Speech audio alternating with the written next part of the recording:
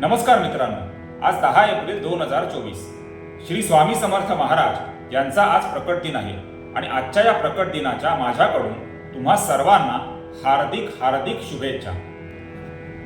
अक्कलकोट श्री स्वामी समर्थ हे इसवी सन 1856 ते 1878 या 22 वर्षांच्या कालावधीमध्ये आणि त्यानंतरही महाराष्ट्रामधील अक्कलकोट येथे चिरंतन वास्तव्य केलेली अलौकिक अशी विभूती। प्रथम दत्त अवतार श्रीपाद श्रीवल्लभ आणि द्वितीय दत्त अवतार श्रीमन नृसिंह सरस्वती यांच्या नंतरचे श्री स्वामी समर्थ हे तिसरे पूर्ण दत्त अवतार।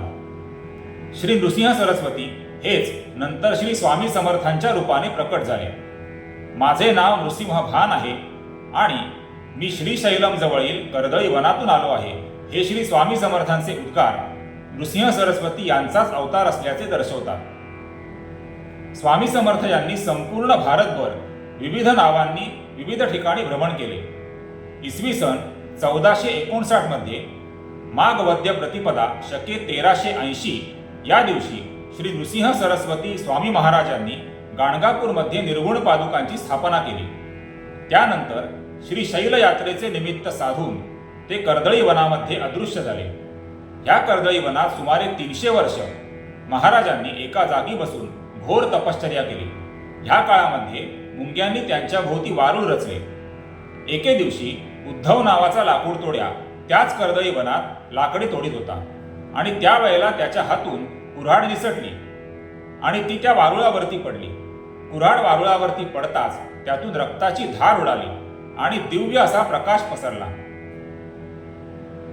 उद्धवासमोर एक तेजस्वी मूर्ती प्रकट झाली। आजानुबाहू दिव्य शरीर आणि तेजस्वी आणि अत्यंत प्रेमळ नजर हेच आपले अक्कलकोटचे स्वामी समर्थ महाराज होत। भक्तांच्या हाकेला स्मरण करता धावून जाणारे आणि म्हणून स्मर्तृगामी असे नाव प्राप्त झालेले भगवान दत्तात्रेयच आपल्या भक्तांच्या रक्षणासाठी, आपल्या भक्तांच्या उद्धारासाठी सर्व लक्षणांसहित स्वामी समर्थ या रूपाने प्रकट झाले होते। आपल्या हातून एका महापुरुषाला जखम झाली, ह्या विचाराने उद्धवाला पश्चाताप झाला आणि त्याला भीतीही वाटू लागली। पण भक्तवत्सल अशा स्वामी समर्थ महाराजांनी उद्धवाला अभय आणि आशीर्वाद दिला। यानंतर स्वामी समर्थांनी गंगातीरी प्रयाण केले। गंगा तीरावरती भ्रमण करता करता ते कलकत्त्याला गेले आणि तेथे त्यांनी महाकाली मातेचे दर्शन घेतले। नंतर काशी, प्रयाग असे भ्रमण करीत करीत ते उत्तरेकडून दक्षिणेस आले। स्वामी समर्थ महाराजांनी हिमालय ते कन्याकुमारी आसे तो हिमाचल संपूर्ण हिंदुस्थानामध्ये भ्रमण केले होते। श्री स्वामी समर्थ पंढरपूर, मोहोळ असे भ्रमण करीत करीत सोलापुरास आले। त्यानंतर मंगळवेढे नामक गावास स्वामींनी काही काळ वास्तव्य केले आणि तिथल्या भक्तांना मार्गदर्शन केले। भेटेल त्याला आपल्या लीलांनी, आगळ्या वेगळ्या पद्धतींनी त्यांनी दुःखांतून मुक्त केले। श्री सद्गुरू रामानंद बिडकर महाराज, बाळप्पा महाराज यांच्यासह अनेक थोर संतांची गुरुशिष्य परंपरा स्वामी समर्थांनी निर्माण केलेली आहे। मंगळवेढ्याहून चैत्र शुद्ध द्वितीया शके 1778 अनल नाम संवत्सर रविवार दिनांक 6 एप्रिल 1856 या दिवशी स्वामी समर्थ अक्कलकोट नगरीमध्ये प्रवेशले। तेव्हा त्यांनी अक्कलकोटमधील खंडोबा मंदिरामध्ये मुक्काम केला। तिथल्या 22 वर्षांच्या वास्तव्यामध्ये अक्कलकोट हे तीर्थक्षेत्र झाले आणि स्वामी समर्थांनी तेथे जनसामान्यांना तसेच जगभरातील अनेक मान्यवरांना मार्गदर्शन केलेले आहे।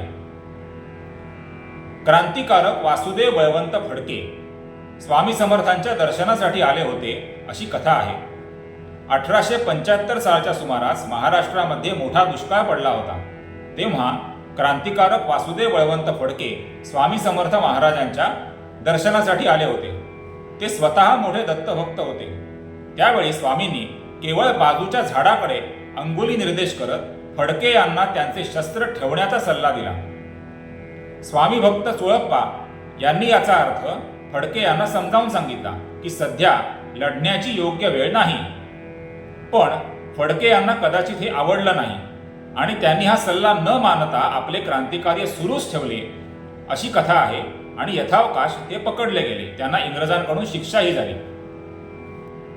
आता याबद्दल काही विद्वान स्वामींना दोष देतात की स्वामींनी क्रांतिकार्यामध्ये वासुदेव बळवंत फडके यांच्या मागे उभं राहायला हवं होतं, पण ते बरोबर नाही.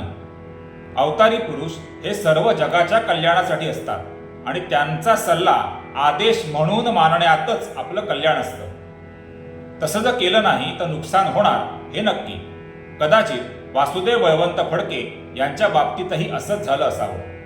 असो, श्री स्वामी समर्थ महाराजांनी रविवार दिनांक 30 एप्रिल 1878 रोजी चैत्रवद्य त्रयोदशी शके 1800 बहुधान्य नामक संवत्सर या दिवशी अक्कलकोट येथे वटवृक्ष समाधी मठस्थानी मध्यान्हकाळी आपल्या अवतार कार्याची ऐहिकदृष्ट्या समाप्ती केली.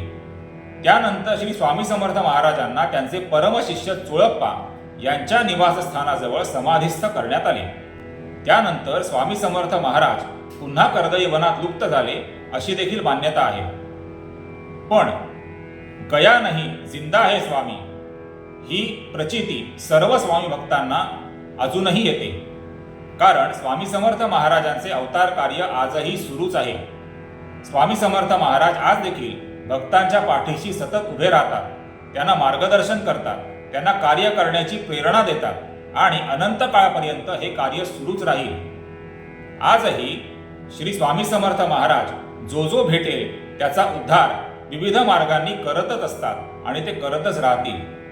गुरुचरित्र हा श्री नृसिंह सरस्वती स्वामी महाराजांच्या लीलांचा ग्रंथ आहे आणि हे गुरुचरित्र श्री स्वामी समर्थ अवतार कार्यामध्ये आणि श्री स्वामी समर्थ अवतार कार्याच्या ऐहिकदृष्ट्या समाप्तीनंतरही आजही सुरूच आहे आणि ते अविरतपणे सुरूच राहणार आहे. अशा अत्यंत प्रेमळ भक्तवत्सल करुणानिधान श्री स्वामी समर्थ महाराजांना कोटी कोटी प्रणाम.